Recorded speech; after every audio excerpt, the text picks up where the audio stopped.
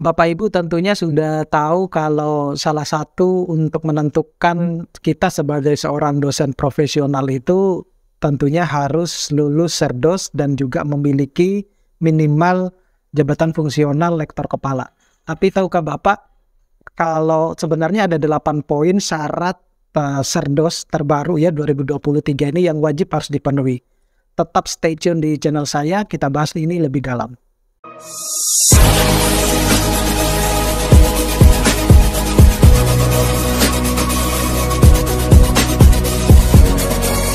Assalamualaikum warahmatullahi wabarakatuh.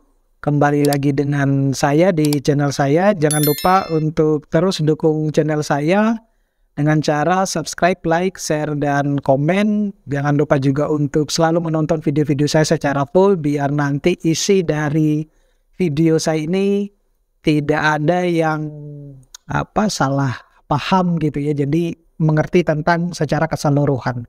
Disclaimer dari video ini adalah bahwa di sini saya hanya sekedar sharing informasi, kemudian tidak bermaksud untuk menggurui karena saya juga adalah hanya seorang dosen biasa. Jadi kita sharing ilmu ya. Jadi apapun kalau Bapak Ibu misalnya ada yang mau ditanyakan, ada yang merasa bahwa video saya masih kurang informasinya, Bapak Ibu bisa komentar di kolom komentar pada video saya ya, atau di video-video YouTube saya yang lain.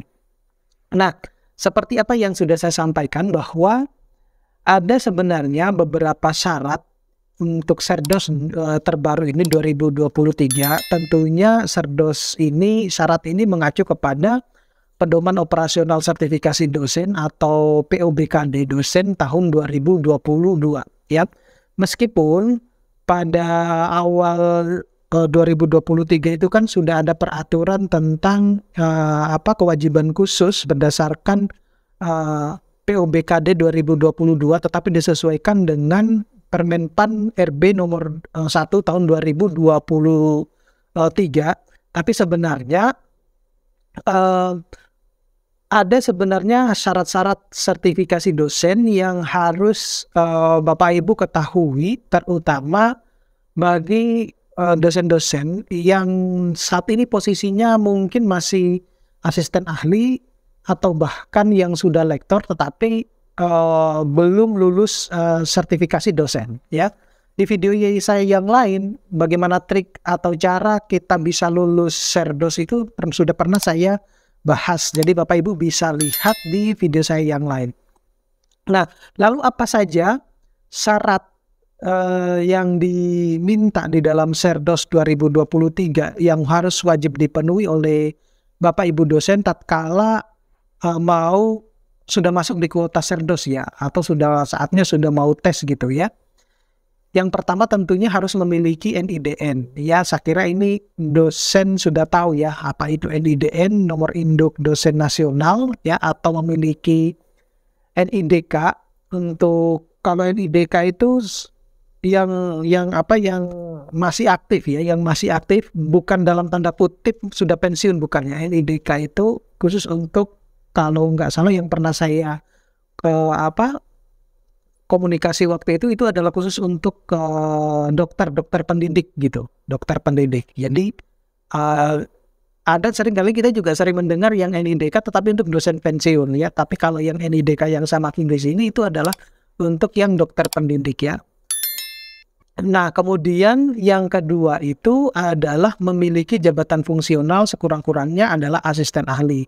Seperti yang sudah saya bilang tadi, kalau Bapak Ibu sudah memiliki jabatan fungsional asisten ahli 2 tahun berikutnya itu artinya dari tanggal atau tahun pertama turunnya SK asisten ahli tersebut, maka Bapak Ibu 2 tahun berikutnya itu sudah bisa masuk di dalam kuota Serdos. Nah, tinggal universitasnya masing-masing yang mengajukan Bapak Ibu atas nama Bapak Ibu untuk mengikuti tes sertifikasi dosen tersebut ya.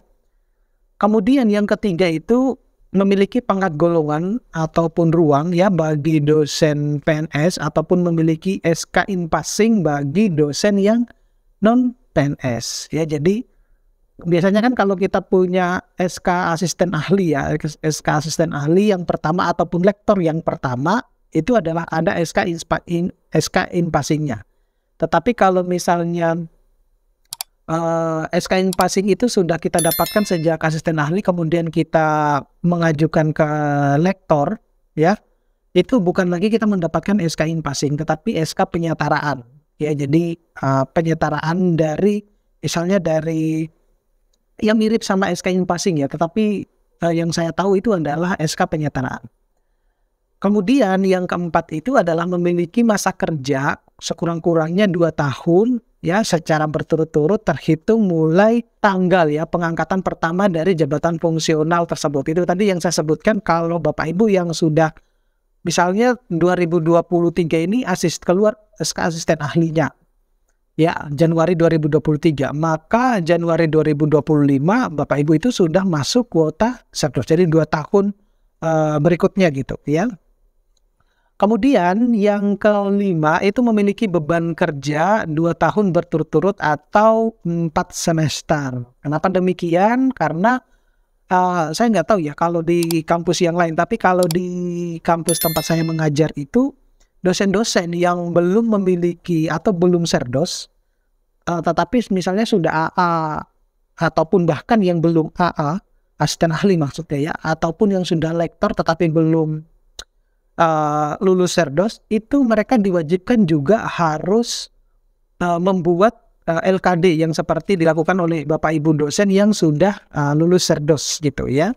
Semacam itu. Tujuannya untuk apa? Itu untuk memonitor sebenarnya ketika nanti mereka akan mengajukan ke pangkatan berikutnya itu lebih mudah gitu, karena sudah terekam gitu kan. Oh, punya publikasi di sini, punya pengabdian ini, sudah mengajar tentang ini. Nah, itu akan mudah terekam gitu. Nah, saya nggak tahu kalau yang di kampus lain, tapi di kampus saya semacam itu. Jadi, dosen-dosen yang meskipun belum Serdos, itu diwajibkan untuk tetap membuat LKD selayaknya dosen-dosen yang sudah Serdos.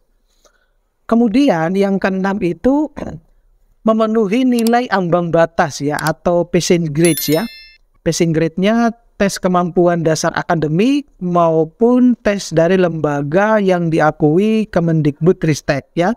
Di video saya yang lain itu sudah pernah saya bahas yang terkait dengan apa saja sih yang harus kita persiapkan, termasuk ada satu lembaga yang diakui oleh Kemendikbudristek itu kalau kita mau tes kayak seperti tes TOEFL itu masa aktifnya seumur hidup. Jadi kita tidak perlu kalau misalnya kita gagal di tahun ini, kemudian sertifikat itu bisa kita pakai pada periode-periode berikutnya, macam itu.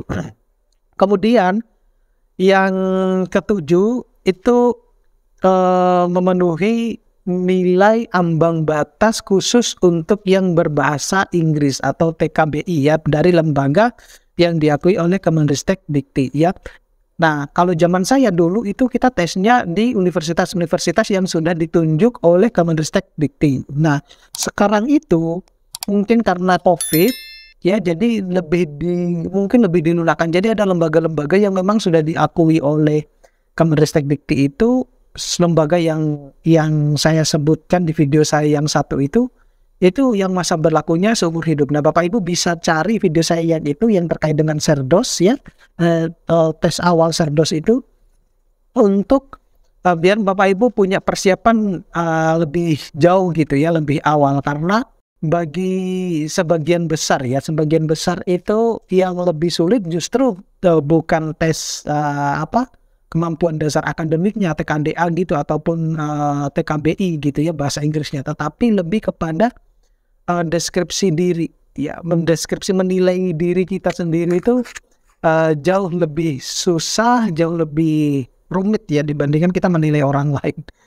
Ya, kemudian yang kedelapan itu memiliki sertifikat program peningkatan keterampilan dasar teknik institusional atau yang disebut dengan pekerti. Jadi Bapak Ibu harus punya sertifikat pekerti atau sertifikat applied approach ya, AA itu yang biasanya dilaksanakan oleh program pekerti maupun program AA. Kalau saya dulu ikut dua-duanya, jadi habis ikut pekerti, ikut juga AA.